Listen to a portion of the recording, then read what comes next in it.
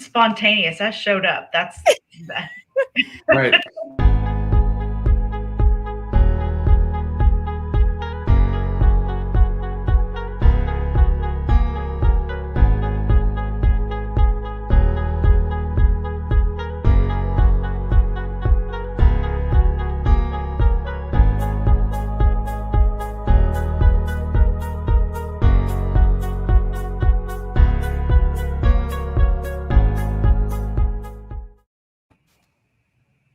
Good morning and welcome to the hottest show in Texas, MissInformed, with your truly Missy Lou. Today we talk about all kinds of things. This show ranges from spotlighting charities, pillars of the community, and trying to find out things that you may be misinformed about. Today we have two guests on. I have got the lovely and talented new friend, Shelly. Hi, Shelly. hey.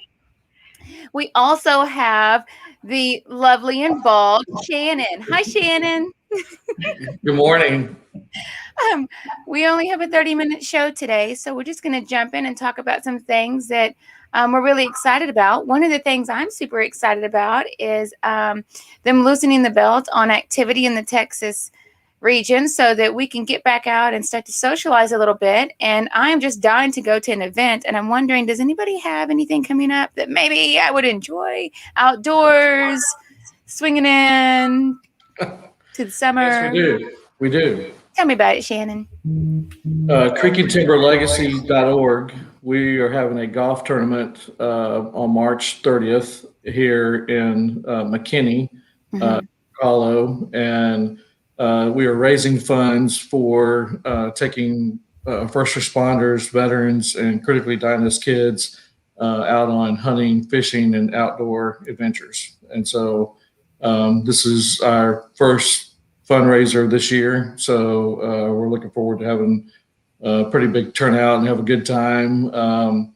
There's not going to be a whole lot of serious golf probably going on at this event. So we have, I think, a marshmallow drive off of one of the tee boxes. And then we also have a AR rifle that launches golf balls so that you can pay for that to be your tee off on a par 5 hole. So should be a lot of fun. Oh my gosh, that sounds like a blast. And tell me what day it is. This Saturday? March 30th. March 30th. It's a Tuesday. Okay. Tuesday morning at, and then do you have the, well, I have a flyer. Tee off this Tuesday. Yeah, we've got a flyer. Mark, do you happen to have that flyer handy? But I'll send you, I'll send that information out. You can go to our Facebook page, CreekandTimberLegacy.org. Our website, either one has that on there.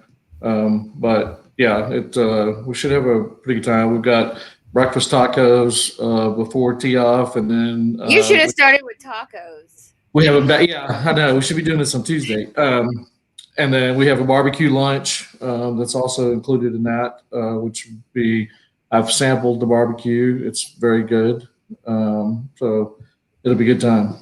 That sounds wonderful. I would absolutely love to be there. Thank you for sharing that event with us. Is there a limitation on how many people can go? Do you have to have tickets? Yeah, we're getting total number of golfers is 144. And I think of this morning, we're at 126. Okay.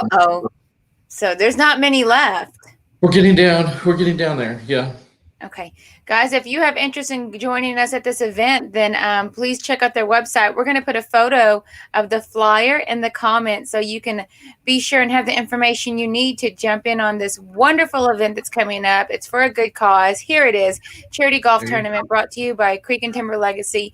I'm wearing one of those sweatshirts. It was a little cold here in Waco, Texas. I'm over in the Waco area today, and it's a little chilly, so I had to put on my Creek and Timber sweater to keep me warm. Thank you so much for that, Shannon. Thank you for having me on. Certainly. Now let's get to the lady and have a discussion with her. Guys, I didn't have my coffee and I'm just so tired. My husband, he just had nasal surgery yesterday. And he had like part of his nose shaved off and tubes put in. And, I'm a new wife. Okay. We've been married since November, and I want to be a really good wife and cater to him. He's in pain. He needs me. And he asked for coffee right before my show started. And so I had to go give him my coffee, because I don't have time to make the coffee.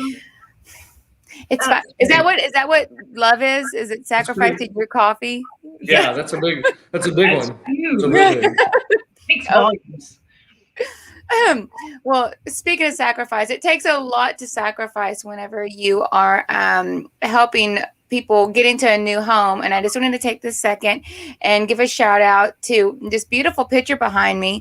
This home is actually designed by Tag designed by Tag and Associates. They do 3D blueprint design, and they help people not just in Dallas, but Austin, Waco, really wherever you are. If you need a 3D blueprint, these guys are absolutely wonderful. His team is excellent to work with. Their website is designbytag.com, and he employs a lot of college students so that they can get internships so they can go on and be successful. I mean, everything about the whole company is very wonderful. So, and he likes to hunt too. And I bet you when I send him that flyer, he's going to be interested. Right. So think of them for any 3D blueprint needs that you have if you're getting ready to build because you can't find a house. I know it's just a little hard to find a house in the Austin area, right, Shelley? Just a little. Just a little. Can you tell me your thoughts on the market? I know that you have a lot of experience in the Austin area. Can you just first off, I want to talk about the market, and then I'd like to kind of go into in depth a little bit more about the company you work for and exactly who you are. Yeah, so the market right now is crazy. Of course, I kind of deal with the other side of it. I'm the side of sending 7 or 8 pre-qualification letters because people are putting in offers and they're not high enough over market value to win the bid, or they've got 15 cash offers that are coming in. People are competing against sometimes 70, 80, 90 offers coming in for properties for existing homes because there's such a shortage of inventory. Are you having a lot of tension with appraisers right now? I wouldn't call it really tension with them. I've had a couple of things not appraised, but it wasn't something that they were really shocked about because they had offered way over asking. And so if you're going to offer $80 or $85,000 over asking, you're probably not going to have it appraised because generally realtors are going to price it. For the most part, there's a lot of schools of thought of that. I think that's not really my area of expertise, but if you're going to price a house, that you think that's probably where the appraisal is going to come in at. And if you offer $80,000 over asking, well, I mean, my goodness, if you're then $75,000 short, you're doing pretty good because you $5,000 over where it could have been. So, but as the prices are going up, people offering more, well, that then starts to kind of skew market value. So, as these things, the home sales are coming in and the data is coming in as sold properties. Now appraisers are having different sorts of values to have to evaluate and take that all into consideration. I wouldn't want to be an appraiser right now because something 2 months ago, if you pull that perfectly good legal comp that you could pull, now you've got one that maybe is a little further out that is, I don't know, $50,000, $75,000, $100,000 higher than it was 2 months ago. I mean, what do you do with that? And because, I mean, if foreclosures start happening or something, appraisers have to be careful because they're licensed and they've, set a value that now the house gets foreclosed on. And the lender comes back to them and says, hey, you gave it this value. I mean, there's a lot of pressure on them. There's pressure to appraise it, where the sales price is, because that's where the clients, need it. We need it. That's what we need it. Absolutely. And then you got the people that they're trying to work for, which is protecting the lender.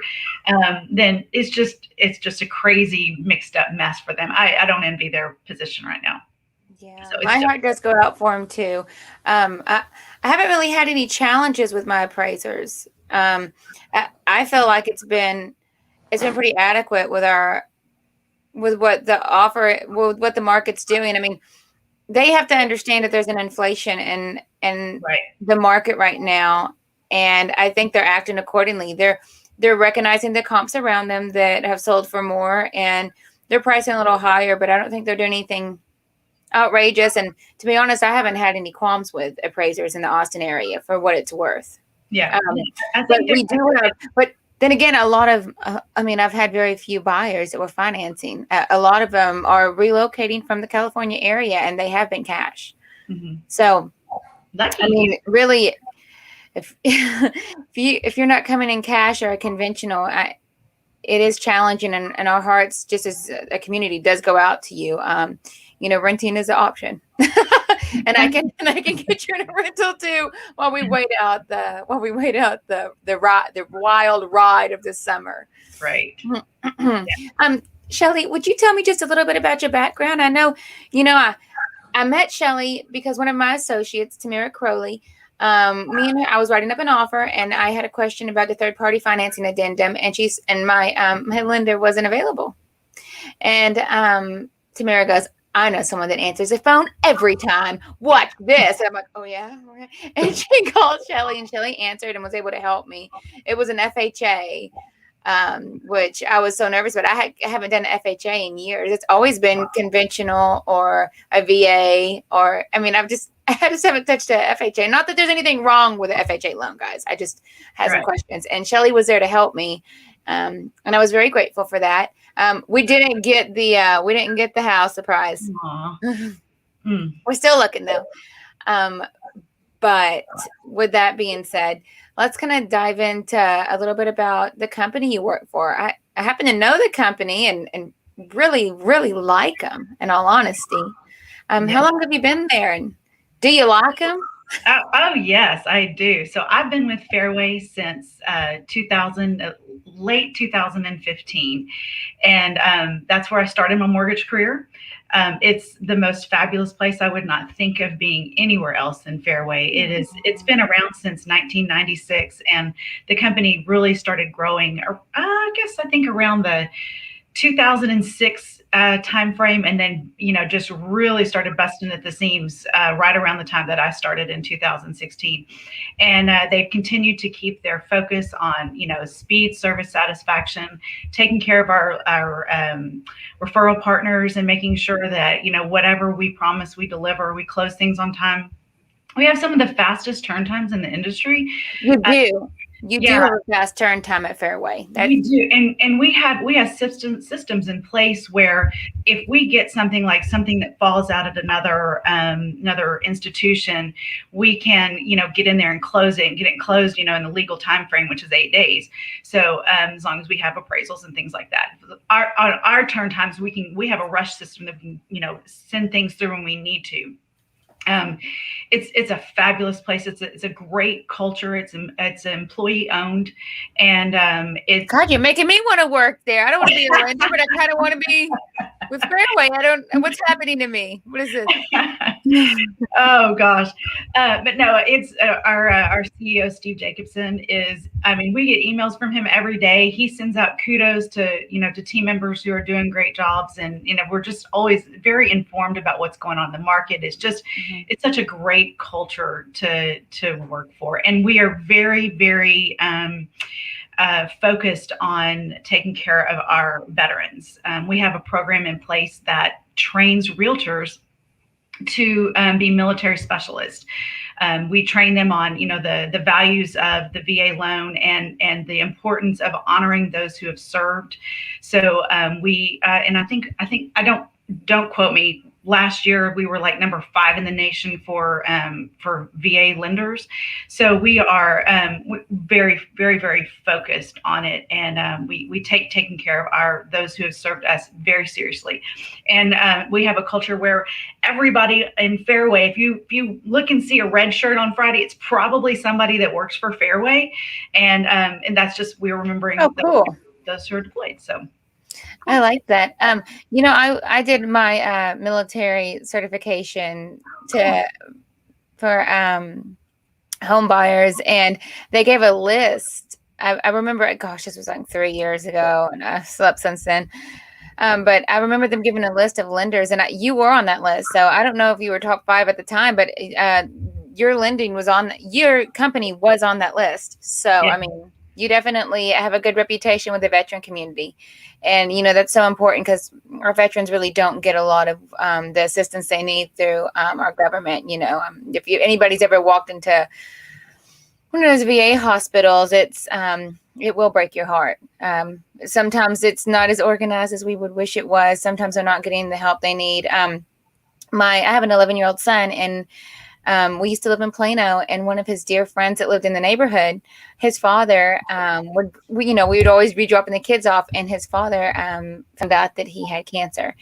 And they told him that they couldn't get him in to start any kind of treatment until I think it was like 8 months. And when they diagnosed him, they said he only had a couple months. So they told him that it looks real bad, and also we can't even start treatment until after your expiration date. Essentially, it was really, really sad. And that's just, one of the cases that you see. I mean, they don't have the help that they need. So as a community, for the people that fight for us, we kind of have to step up and help them and give back, because I guess the government just isn't capable of doing it as much. Not anti-government. Please don't arrest me. But I mean, to give back, and we definitely, and like they don't deserve it, right? Am I right? Like, Right. We want to give back and we want to be helpers. So, I mean, if you're out there and you're listening, just know that we're all working hard for you, and we would love to take you on a new trip with Creek and Timber, or maybe help work your loan over at Fairway. Right. And I can help you get a house too. Okay. Or hide a body for a small fee. Really, the world is your oyster, guys. So speaking of spring break, did you guys speaking of having a good time, did you guys have anything going on this spring break, or did you lock it in and stay home? So my kids are all grown, so spring break means nothing. Means nothing to me anymore. Means nothing. It's like everything is like break now. I don't have to worry about school. I don't fix lunches or anything. So it's the beauty of being an empty nester. But no, not here. Dana, what's up? Did you do anything? No, but my daughter does want me to go on a trip with her in August. So she can't go to them because she started a new job. She just graduated from college in December. And but now she's going to get her master's. Nice. Wow. So we got to get through that part. But no, I'm kind of the same way. We did take 8 veterans on a goose hunt in northeastern Arkansas 2 weeks ago. I saw those pictures, which was a blast. We didn't do really well in the number of geese that we got, because it was still partially frozen up there. It was right after the snowstorm here, and so they still had quite a bit of ice and snow up there when we went. But everybody had a great time. We had 4 men from here in the DFW area, and then 3 from Oklahoma City, and then another guy from Alabama, from Birmingham, Alabama, that drove over there. So it was a great time. Okay, I got a damn question. I thought geese flew south for the winter. Is that? Is Arkansas that south, or is that south? They do. So they go all the way down to the Texas Gulf or northern Mexico, but then they start heading back north to their breeding grounds are in Canada. So these were on the way back. Canadian geese. North. So, yeah. Those are the worst ones. They like bacon though. They're not all bad. Speaking of greasy, so now I have another question. I have a burning question I've been really wanting to ask. I ask as many people as I can because, to be honest with you, I'm kind of torn. Okay, that's why I ask this question to everybody. I want to know how you feel about the vaccines, and are you going to do it? And why or why not? Are you doing it? Are you scared? If it's mandated that I have to do it, I'm not going to disobey the law. But I, as a rule of thumb, I don't do vaccines. I've gotten the flu vaccine before, and every time I've gotten the flu vaccine, I've gotten sick. And I have kind of this weird thing cellular going on that's genetic that makes me like react weirdly to things. And so are you a mutant? I could be. But so I don't put foreign things into my body and as a really ever. So I'm like, I don't even take Tylenol. So I just, me either, except vodka. Yeah, well, that's potatoes. It's from the earth. It's not really foreign. Don't enable me. Let's not talk about tequila either, right? She's got justification for more. Yeah. Okay, all right. So that's really good to know. So you're not interested in doing the vaccines, Shannon. What are you gonna do? I'm not either. Oh my gosh, that's all three of us that aren't doing it. Because, well, I'm the same way. The last time I got a flu shot, I got a really bad case of the flu. And so I'm not looking at it now. I don't have anything really against it. Both of my parents, I've taken them. One of them is 75 and the other one is 78. And I took both of them to get them. They wanted to go do them. And so they have, and haven't had any problems with that, which is fine. But I'm not going to unless it becomes mandated. Well, I mean, I was thinking about it, but if they mandated, I won't do it. So it's my understanding we've got three different types of vaccines currently. One is like 65% effective, and it's the one shot. And then we have two other. One is 95. The other one's like 94.1. Yeah. So, and both of those are 2-round shots. Okay. Right. My fear with it, you see things on Facebook and social media and you're like, is that real or not? So as a 35-year-old woman, I feel like I'm relatively healthy for the most part. And so I don't feel like I'm as susceptible. Like I haven't had any asthma issues. I'm relatively healthy lungs. I've never had any serious conditions like that. So personally, I feel like maybe if I just take the vitamin C, the vitamin C, my zinc, and my vitamin D, and have a healthy diet and exercise, that maybe my immune system can do what it's supposed to do, right? I've seen things where people have gotten Bell palsy from it. I've talked to people, spoken directly with people who have been sick for a couple of days, like just down, sick as a dog over it. And, you've seen the ones that have gotten the big red whelps that show up on their arm. I've had family members that have done it and have the big red whelps. And then there's speculation about it making you sterile. And, I mean, I think for somebody who is in their 70s, like your parents, Shannon, I mean. Yeah, they're. No brother or sister. Right.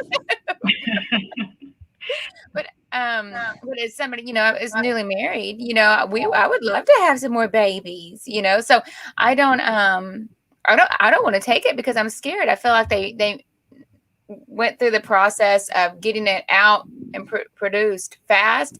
And it makes me very scared. Cause I mean, we see those things on TV where it's like, have you tried Missy's Multi-Mill? If so, you may have lost a toe. Please call us today, so yeah.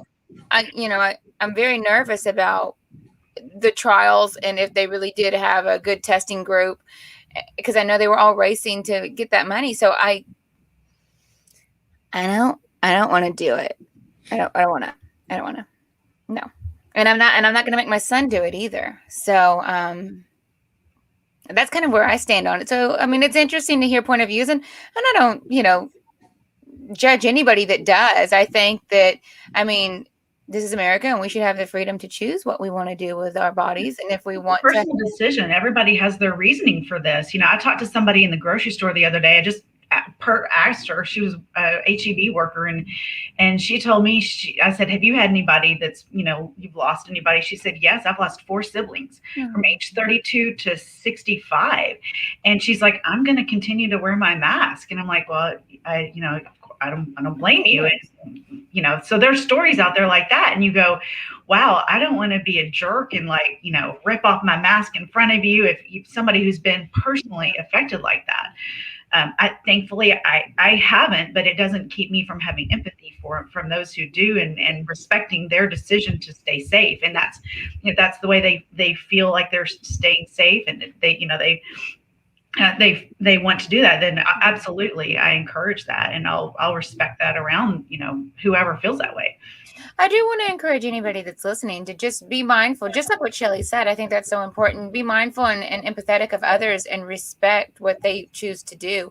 I like to wear my mask whenever I go out in public out of respect, especially since I'm not getting the vaccine. I mean, what if I'm wrong? What if the vaccine is what would help kill it, and I'm making the mistake? Well, with that being said, I'm going to go ahead and slow the spread and wear my mask until I'm at a state where I feel comfortable with the numbers that I'm seeing, So, I mean, do what you want, but just don't be a dumbass.